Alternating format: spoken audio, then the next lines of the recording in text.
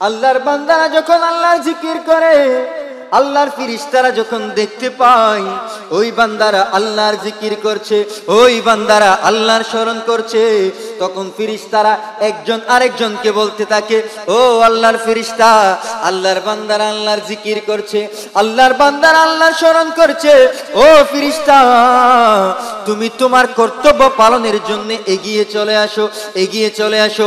আল্লাহর ফেরেশতারা জিকিরের মজলিসে আসেন। জিকিরের মজলিসে আসার পরে জিকিরকারী বান্দাদেরকে আল্লাহর রহমত দ্বারা আবৃত করে রাখেন। বলি সুবহানাল্লাহ। আল্লাহ রহমত দ্বারা আবৃত করে রাখেন। ওই ফেরেশতাদের ডানাগুলি মেলে দেন ওই বান্দাদের নিরাপত্তার জন্য, ওই বান্দাদের সেফটির জন্য, ওই বান্দাদেরকে নিরাপত্তা দেয়, সেফটি দেয়। ওই পাখাগুলা উঠতে উঠতে উঠতে উঠতে আসমান পর্যন্ত উঠে যায়। আসমান পর্যন্ত উঠার পরে আমার আল্লাহ ফেরেশতাদেরকে জিজ্ঞাসা করে, ও আমার ফেরেশতা, আমার এই বান্দাগুলা কি করছে? বলে আল্লাহ তোমার বান্দারা তুমি আল্লাহ জিকির করছে। বলে আল্লাহ তোমার জিকির করছে, তোমার পবিত্রতা বর্ণনা করছে, তুমি আল্লাহর শান ও মান বর্ণনা করছে, তুমি আল্লাহর মহাত্মা বর্ণনা করছে। আল্লাহ বলেন, ফেরেশতারা আমার বান্দারা কি আমি আল্লাহকে দেখেছে? সুবহানাল্লাহ। ও আমার ফেরেশতা, ওই বান্দারা কি আমি আল্লাহকে দেখেছে? বলে আল্লাহর কসম করে বলছি আল্লাহ তোমার এই বান্দারা তুমি আল্লাহকে দেখে নাই। আল্লাহ বলে, যদি আমার এই বান্দারা আমি আল্লাহকে দেখতো তখন তারা কি করত? আল্লাহর ফেরেশতারা বলে, আল্লাহ তুমি আল্লাহকে যদি তারা দেখতো তারা আরো বেশি বেশি তুমি আল্লাহর জিকির করত, তুমি আল্লাহর ইবাদত করত। জানো কি জানতে পারো, বোঝো কি বুঝতে পারো, নীল আকাশে গভীর রাতে প্রদীপ জ্বালাই কে? রোজ সকালে পূর্ব দিকে সূর্য উঠাই কে? রোজ সকালে পূর্ব দিকে সূর্য উঠাই কে? এসব কিছু খোদারি দানে, নবীর অবদান, নবীর অবদান, নবীর অবদান। জানো কি জানতে পারো, বোঝো কি? নীল আকাশে গভীর রাতে প্রদীপ জ্বালাই কে? রোজ সকালে পূর্ব দিকে সূর্য উঠাই কে? রোজ সকালে পূর্ব দিকে। নারিকেলের খোসের ভিতর পানি দিল কে? ছোট্ট শিশুর মুখের হাসি ফুটিয়ে দিল কে? ছোট্ট শিশুর মুখের হাসি ফুটিয়ে দিল কে? এসব কিছু খোদারি দানে, নবীর অবদান, নবীর অবদান, নবীর অবদান। জানো কি জানতে পারো, বোঝো কি? নীল আকাশে গভীর রাতে প্রদীপ জ্বালাই কে? রোজ সকালে পূর্ব দিকে সূর্য উঠাই কে? রোজ সকালে পূর্ব দিকে।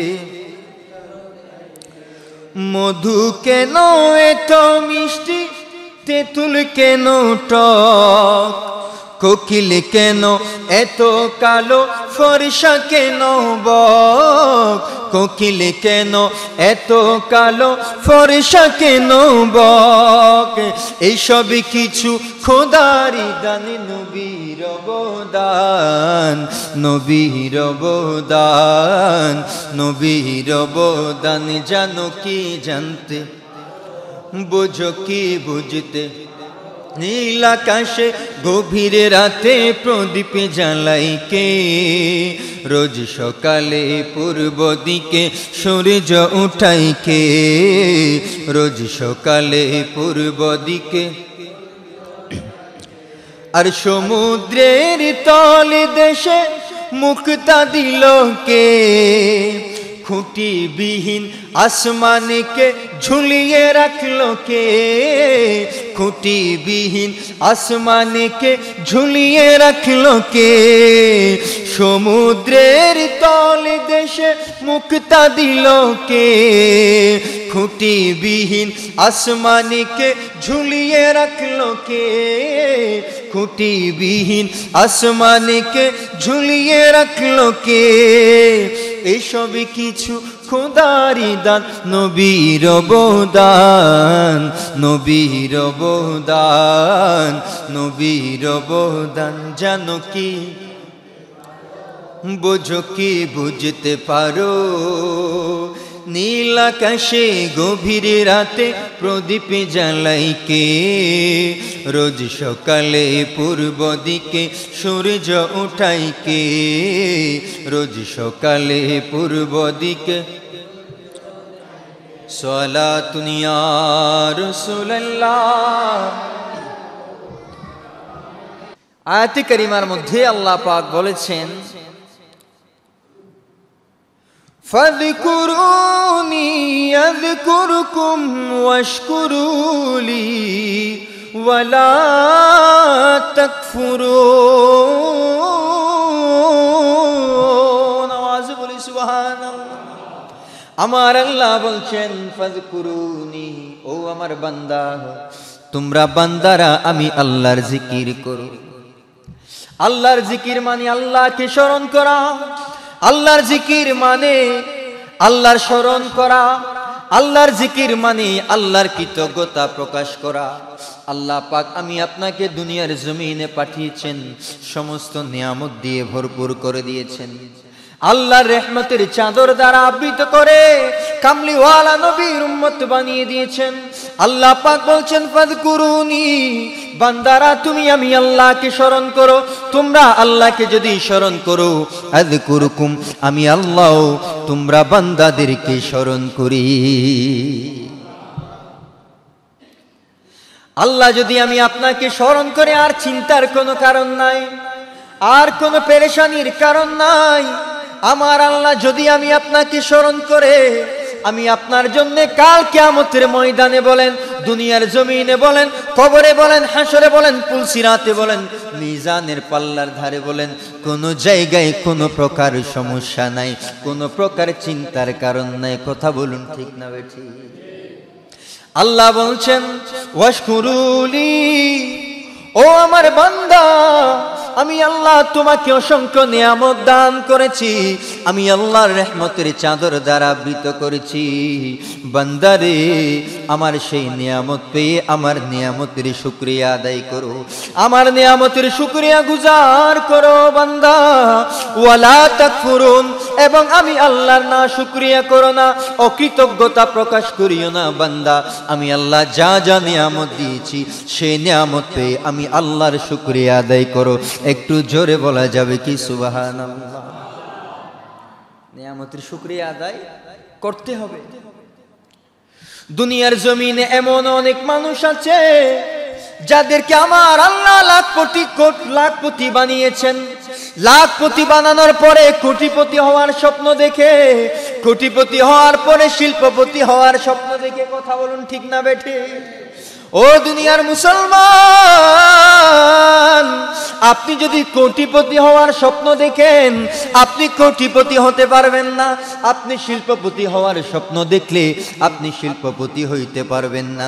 যদি আমার আল্লাহ আপনার দৌলতের মধ্যে বরকত নসিব করে, তবেই আপনি সার্থক হবেন। কথা বলুন ঠিক না বেঠিক? সেই জন্য ধনের পেছনে দৌড়ানোর কোনো কারণ নাই, সম্পদের পেছনে দৌড়ানোর কোনো কারণ নাই। যে আল্লাহ আপনারে সৃষ্টি করেছেন সেই আল্লাহর জিকির করবেন, সেই আল্লাহর স্মরণ করবেন। আল্লাহর জিকির যদি আপনি করেন, আল্লাহর তাবেদারিত্ব, আল্লাহর অনুকরণ, আল্লাহর অনুসরণ, আল্লাহর ইত্তেবা যদি আপনি করেন, আপনার পেছনে দুনিয়ার সম্পদ, দুনিয়ার সমস্ত ধন দৌলত আপনার পেছন পেছন দৌড়ায়। সুবহানাল্লাহ। আপনি মালিকের পেছনে দৌড়ান, ধনের মালিকের পেছনে দৌড়ান। ধনের মালিক যদি আপনার উপর রাজি হয়ে যায়, কোন ধন আপনার কাছে মূল্যবান হইতে পারে না।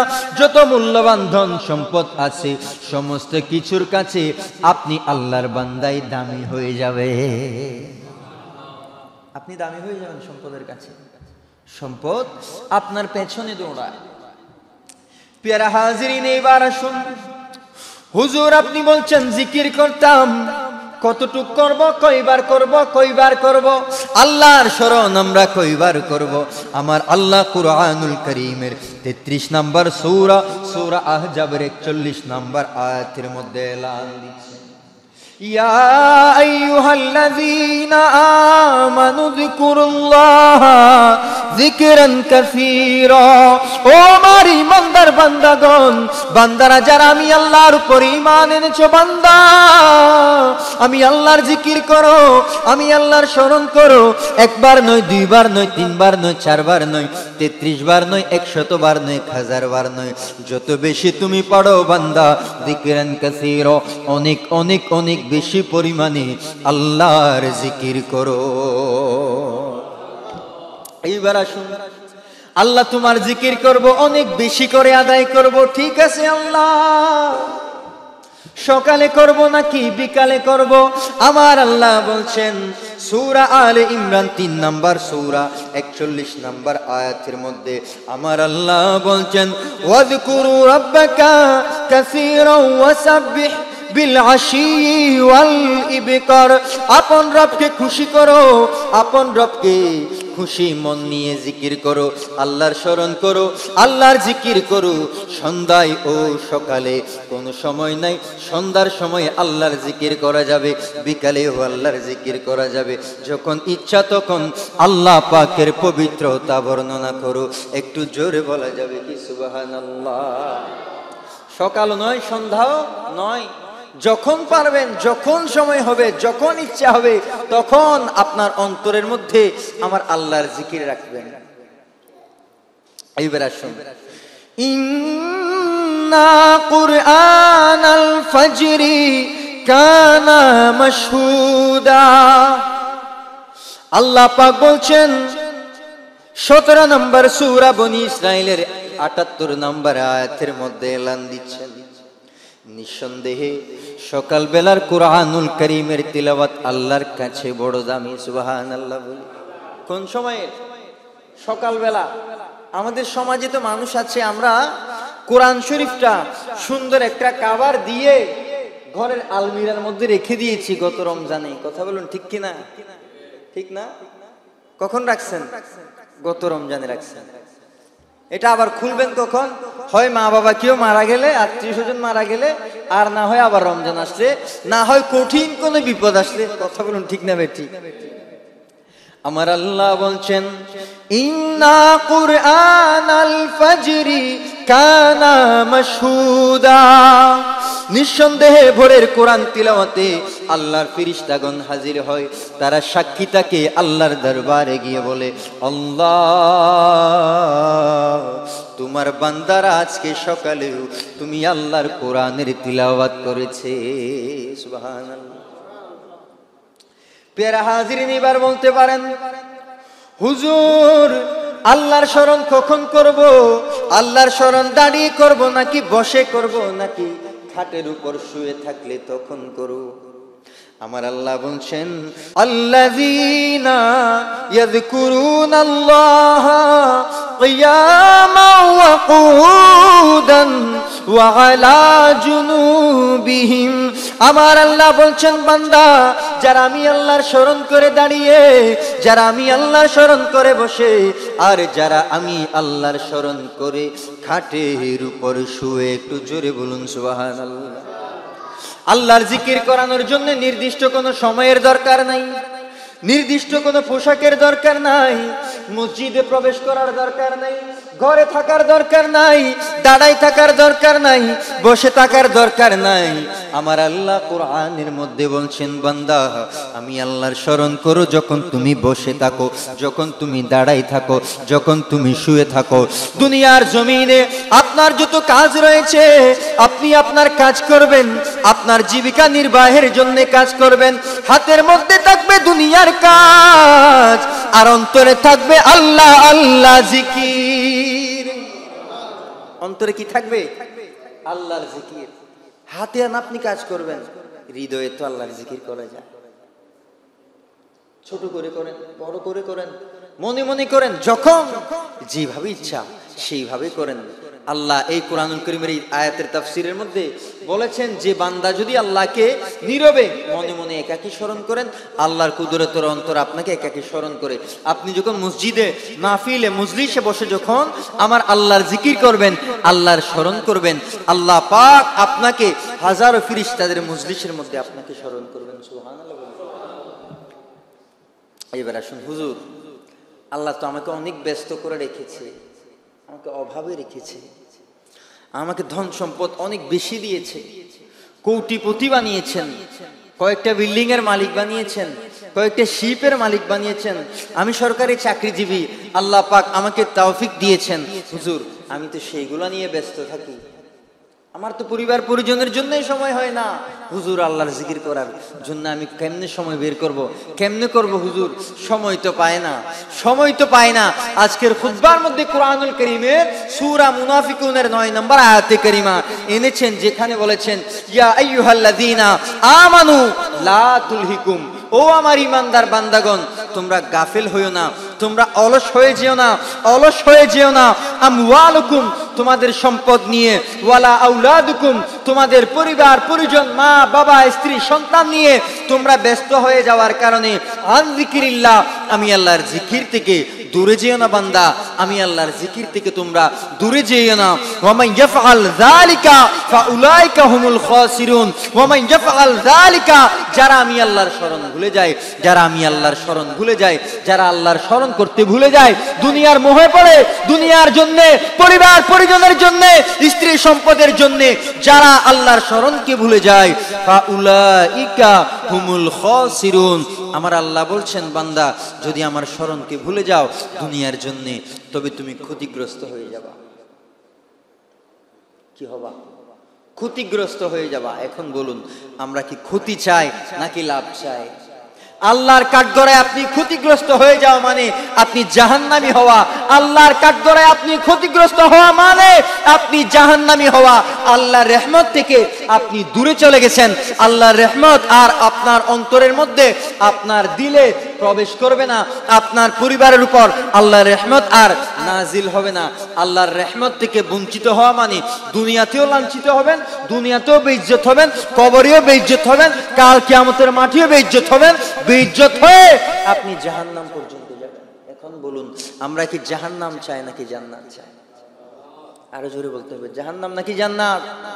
যদি জান্নাত পেতে চান খুব বেশি আল্লাহর জিকির করবেন। আল্লাহর রহমতের তালাশ আছে কি নাই?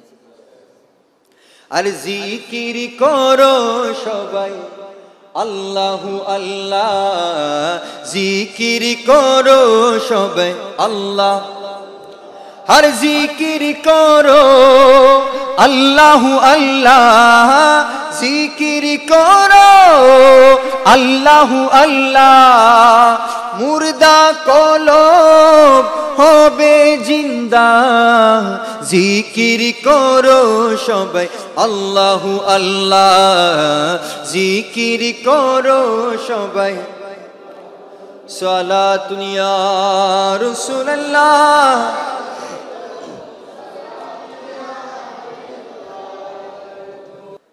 হযরতে আবু দারদা রাদিয়াল্লাহু তাআলা আনহু তিনি বর্ণনা করেছেন, রাসূল পাক সাল্লাল্লাহু তাআলা আলাইহি ওয়াসাল্লাম ইরশাদ করেছেন, আলা উনাব্বিউকুম বিখাইরি আমালিকুম, আলা উনাব্বিউকুম বিখাইরি আমালিকুম ওয়া আযকাহা ইনদা মালিকিকুম ওয়া আরফাইহা ফি দারজাতিকুম وخير لكم من إنفاق الذهب والورق وخير لكم من أن تلقوا عدوكم فتضربوا أعناقهم ويضربوا أعناقكم قالوا بلى يا رسول الله قال ذكر الله। আল্লাহর হাবিব ইরশাদ ফরমান করেছেন, আল্লাহর হাবিব বলেছেন, ও আমার সাহাবা, আমি কি তোমাদেরকে এমন একটি আমলের কথা বলবো না?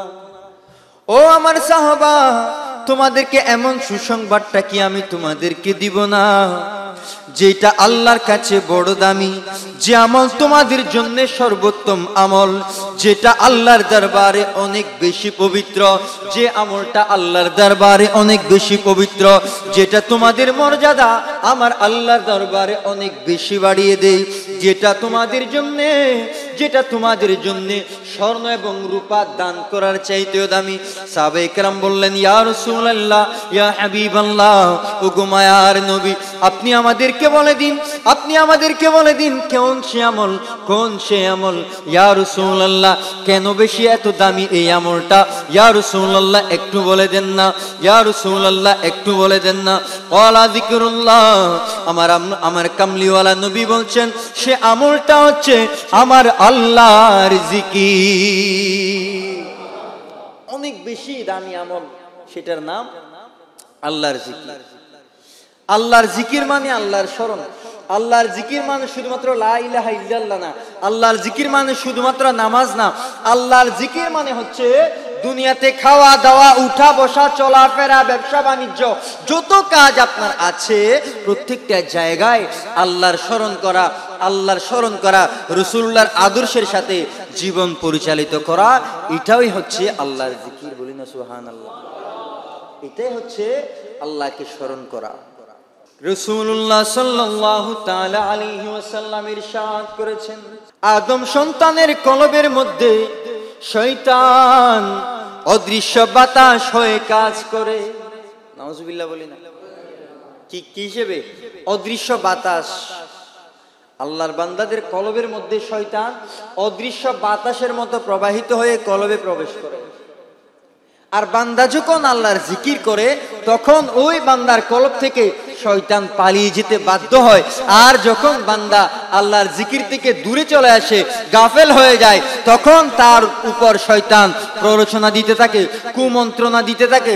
শয়তানের ওয়াসওয়াসার কারণে ওই ব্যক্তির কলবে আর আল্লাহর জিকির ভালো লাগে না, ওই ব্যক্তির আর কুরআনুল কারীমের তিলাওয়াত ভালো লাগে না, ওই ব্যক্তির আর নামাজ ভালো লাগে না, ওই ব্যক্তির আর মিলাদ মাহফিল ভালো লাগে না, ওই ব্যক্তির আর আল্লাহর ওলিদের কবর জিয়ারত ভালো লাগে না, ওই ব্যক্তির আর মা বাবার কবর জিয়ারত ভালো লাগে না, ওই ব্যক্তির আমলে সালেহ ভালো লাগে না, ওই ব্যক্তির দুনিয়াবি ভালো কাজ যত আছে কিছুই করতে মন চায় না। দুনিয়ার যত 2 নম্বরে সগলকুরি, বাটপারি, গীবতি, যত 2 নম্বর কাজ আছে সবগুলা সে খুঁজে করতে থাকে। কেন? যখন আল্লাহর জিকির করে না, শয়তান তার কলবের মধ্যে প্রবেশ করার পরে তাকে শয়তান যখন কুমন্ত্রণা দেওয়া শুরু করে, ওই বান্দার উপর থেকে আল্লাহর রহমত দূরে সরে যায়। এরপরে শয়তানের পথে সে পরিচালিত হয়। জোরে বলি না নাউজুবিল্লাহ। আল্লাহ আমাদেরকে শয়তানের রাস্তা থেকে দূরে থাকার তৌফিক এনায়েত করে, বলুন আমিন। হযরত আবু হুরায়রা রাদিয়াল্লাহু তাআলা আনহু তিনি বর্ণনা করেছেন, রাসূল পাক সাল্লাল্লাহু তাআলা আলাইহি ওয়াসাল্লাম ইরশাদ করেছেন, আল্লাহর একদল ফেরেশতা আছে যারা দুনিয়ার জমিনে চলাফেরা করে, রাস্তাঘাটে চলাফেরা করে, মসজিদের বারান্দায় এসে দাঁড়ায় থাকে, মসজিদের দুয়ারে দাঁড়ায় থাকে, আপনার ঘরের আশেপাশে দাঁড়ায় থাকে। অর্থাৎ দুনিয়ার জমিনে কিছু ফেরেশতা চলে আসে যারা আল্লাহর বান্দাদেরকে খুঁজতে থাকে। কোন সে বান্দা? কাকে আল্লাহর ফেরেশতারা খুঁজে? হাদিস বলছে ওই বান্দা হচ্ছে সে যে আল্লাহর জিকিরের মজলিসে বসেছে। বলি না সুবহানাল্লাহ। আল্লাহর জিকিরের মজলিসের মধ্যে বসে যখন আল্লাহর বান্দারা আল্লাহর জিকির করে,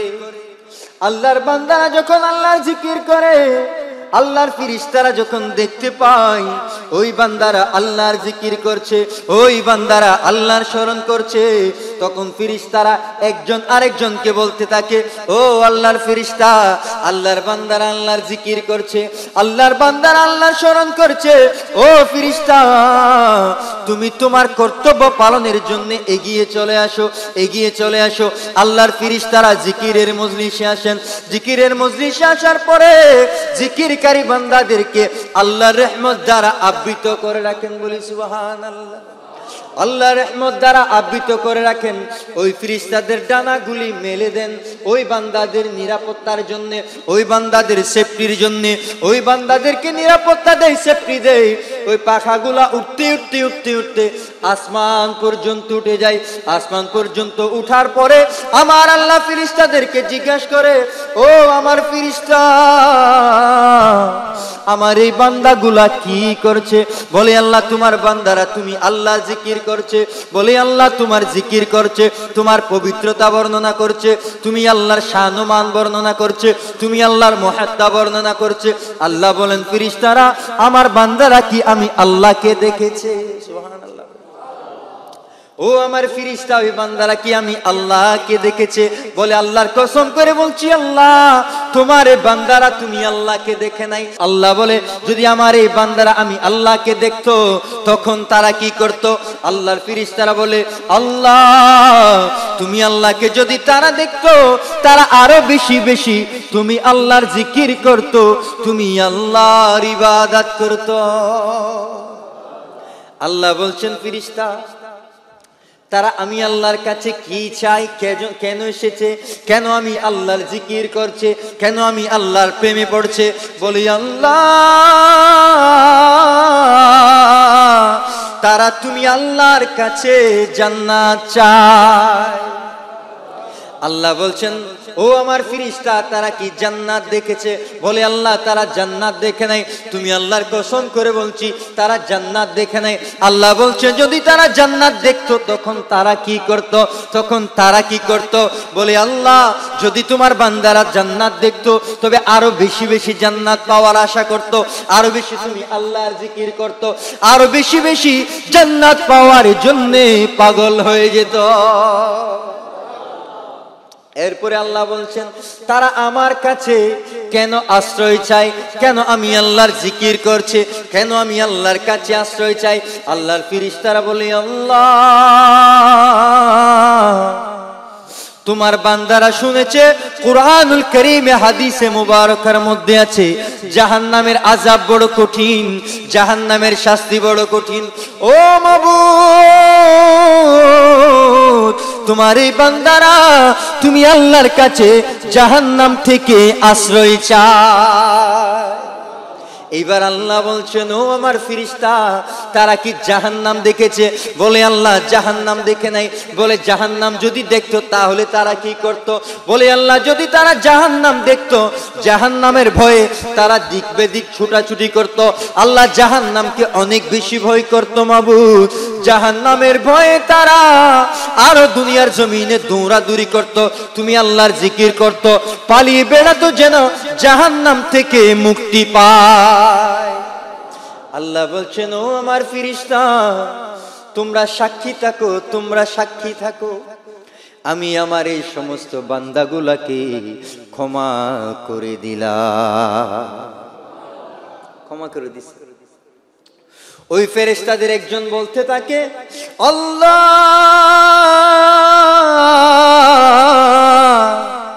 জিকির করছে ঠিক আছে, তবে সেখানে একজন মানুষ আছে ওই ব্যক্তিটা জিকির করার জন্য আসে নাই। বলে কেন এসেছে? বলে সে তার ব্যক্তিগত কোনো অন্য প্রয়োজনে এসেছে। বলে যে জন্য আসুক না কেন, যে কারণে আসুক না কেন, জিকিরের মজলিসের মধ্যে আমার কোনো বান্দা যদি শরীক হয় সেও আমি আল্লাহর রহমত থেকে দূরে যাবে না, অর্থাৎ আমি আল্লাহ সেই বান্দাকেও জান্নাত দিয়ে দেব। আপনি জিকির করেন নাই কিন্তু জিকিরের মজলিসে বসেছেন, এসেছেন, কানে শুনেছেন, আল্লাহ বলছেন সেও বাদ যাবে না, তাকেও আমি আল্লাহ ক্ষমা করে দিলাম। তার জন্য আমি আল্লাহ কাল কিয়ামতের ময়দানে ফয়সালা করে জান্নাত বরাদ্দ করে দেব। তাহলে বাবা জিকির করার দরকার আছে কিনা? চারটা জিকির অতীব উত্তম। একটা হচ্ছে সুবহানাল্লাহ ওয়ালহামদুলিল্লাহ ওয়ালা ইলাহা ইল্লাল্লাহ আল্লাহু আকবার। এগুলো হাদিসে আছে, আমি আবার পড়তে গেলে দেরি হবে সেই জন্য। কয়টা? চারটা। সুবহানাল্লাহ ওয়ালহামদুলিল্লাহ ওয়ালা ইলাহা ইল্লাল্লাহ আল্লাহু আকবার। এই চারটা জিকির অতীব উত্তম। আরেকটা জিকির আপনাদেরকে শিখাই দিই, যেটা আমার আল্লাহ ফেরেশতাদের জন্য নির্বাচিত করে রেখেছেন, সেটা হচ্ছে সুবহানাল্লাহি ওয়া বিহামদিহি, সুবহানাল্লাহি ওয়া বিহামদিহি। এই জিকিরটা ফেরেশতারা করেন আল্লাহর সন্তুষ্টির জন্য। আমরাও এটা করতে পারবো ইনশাআল্লাহ। তো আর লা ইলাহা ইল্লাল্লাহ জিকিরটা অনেক বেশি বেশি করে করবেন। লা ইলাহা ইল্লাল্লাহ জিকিরটা অনেক বেশি করবেন, কারণ এই লা ইলাহা ইল্লাল্লাহর অনেক মর্তবা, অনেক দাম। মুসা নবী আল্লাহর কাছে আরজি জানালেন, আল্লাহ একটা বাক্য দেন না, আমাকে একটা জুমলা দেন, যেটা দিয়ে আপনি আল্লাহকে আমি ডাকবো। আমি মুসা কালিমুল্লাহ, আপনি আল্লাহর সন্তুষ্টির জন্য একটা বাক্য আমাকে দেন, যেটা দিয়ে আমি ডাকলে আপনাকে রাজি করাইতে পারবো। আল্লাহ বলছেন, ও মুসা, তুমি আমাকে ডাকো লা ইলাহা ইল্লাল্লাহ বলে। মুসা নবী বলছেন, আল্লাহ এটা তো সাধারণ জিকির, এটা দিয়ে সবাই করে, আপনার সমস্ত সৃষ্টি জগৎ এই জিকিরটা আপনি আপনার বান্দারা করে আপনি আল্লাহকে সন্তুষ্ট করার জন্য, সবাই তো এই জিকির করে, আল্লাহ এটা তো স্পেশাল না। আমি একটা আনকমন কিছু চাইছিলাম। আমার আল্লাহ বলছেন, 7 আসমান 7 জমিনকে যদি এক পাল্লায় দেয়া হয়, লা ইলাহা ইল্লাল্লাহ এই জিকিরটা যদি এক পাল্লার মধ্যে দেয়া হয়, 7 আসমান 7 জমিনের বাসিন্দা সহ সবকিছুর ওজনের চেয়ে ওই লা ইলাহা ইল্লাল্লাহ জিকিরটা অনেক বেশি দামি হয়ে যাবে, অনেক বেশি ভারী হয়ে যাবে। আওয়াজ। সুতরাং লা ইলাহা ইল্লাল্লাহ এই জিকিরটা করবেন, প্রতি মুহূর্তে আল্লাহর জিকির করবেন। আপনার যখন হৃদয়ে নামাজের প্রতি আকর্ষণ নেই, আপনার নামাজ ভালো লাগে না, মসজিদ ভালো লাগে না, ময়মুরবি দেখলে সালাম দিতে ইচ্ছা হয় না, আপনার ভালো কাজ করতে ইচ্ছা হয় না, এরকম বান্দা অনেকে আছেন। অনেকে বলেন, হুজুর আমি তো নামাজ পড়তে চাই, তো পারি না, কেন জানি পারি না। এটার কারণ কি জানেন? আপনার কলবটা ব্লক হয়ে গেছে। এটা যখন ব্লক হয়ে যায়, এখানে আল্লাহ পাক কালিমা, কলুষিত কালিমা, কালো দাগ যখন এই কলবের মধ্যে আপনার পড়ে যায়, তখন ওই কলব আর আল্লাহর দিকে যাইতে পারে না, আল্লাহর তাওয়াজ্জুর দিকে আর নজর দিতে পারে না। কেন? ব্লক রয়েছে। সে ব্লক দূর করার অন্যতম আমল হচ্ছে আল্লাহর জিকির। আল্লাহর জিকির করেন, আপনি আজকে থেকে স্টার্ট করেন, আজকে থেকে শুরু করেন, দেখবেন আপনি কালকে ফজর থেকে নামাজে চলে আসতেছেন, আপনার ভালো লাগতেছে। নামাজ, মসজিদ আপনাকে ডাকতেছে, মসজিদ আপনাকে ডাকবে যদি এটা ফ্রেশ থাকে। এটা যদি ফ্রেশ থাকে আপনার মসজিদ ভালো লাগবে। এটা যদি ব্লক থাকে না, আপনার মসজিদ ভালো লাগবে না, নামাজ ভালো লাগবে না, জিকির ভালো লাগবে না, দরুদ ভালো লাগবে না। আল্লাহ পাক আমাদের সবাইকে জিকির করার তৌফিক এনায়েত করুক, বলুন আমিন।